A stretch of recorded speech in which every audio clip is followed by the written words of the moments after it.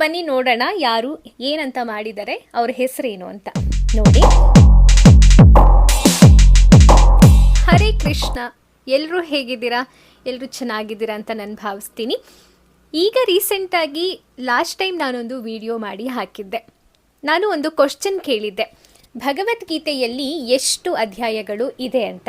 ಅದಕ್ಕೆ ನನಗೆ ಒಬ್ಬರು ಕರೆಕ್ಟ್ ಆದಂತಹ ಆನ್ಸರನ್ನು ಮಾಡಿದ್ದಾರೆ. ನಾನು ಮುಂಚೆನೇ ಹೇಳಿದ್ದೆ, ಯಾರು ಸರಿಯಾದ ಉತ್ತರನ ಕೊಡ್ತಾರೋ ಅವ್ರ ಹೆಸರನ್ನು ನಾನು ಮುಂದಿನ ವಿಡಿಯೋದಲ್ಲಿ ರಿವೀಲ್ ಮಾಡ್ತೀನಿ ಅಂತ.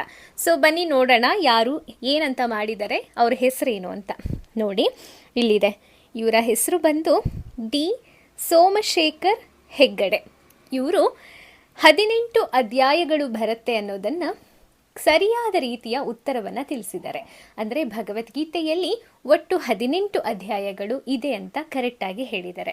ಸೊ ಈ ಒಂದು ಉತ್ತರವನ್ನು ನೋಡಿದಾಗ ನನಗೆ ತುಂಬ ಖುಷಿಯಾಯಿತು. ಯಾಕಂದರೆ ಕೆಲವೊಂದು ನಾಲೆಡ್ಜು ಎಲ್ರಿಗೂ ಇರೋದಿಲ್ಲ, ಇದ್ರ ಬಗ್ಗೆ ತಿಳ್ಕೊಂಡವ್ರಿಗೆ ಮಾತ್ರನೇ ಅದು ಗೊತ್ತಿರುತ್ತೆ. ಸೊ ಆ ಥರ ನಾವು ಹೇಳಿದಾಗ ಗೊತ್ತಿಲ್ಲದೆ ಇರೋರಿಗೂ ಕೂಡ ಇದು ತಿಳಿಸೋದಕ್ಕೆ ಒಂದು ಸುಲಭವಾದ ದಾರಿ ಆಗತ್ತೆ ಅಲ್ವಾ?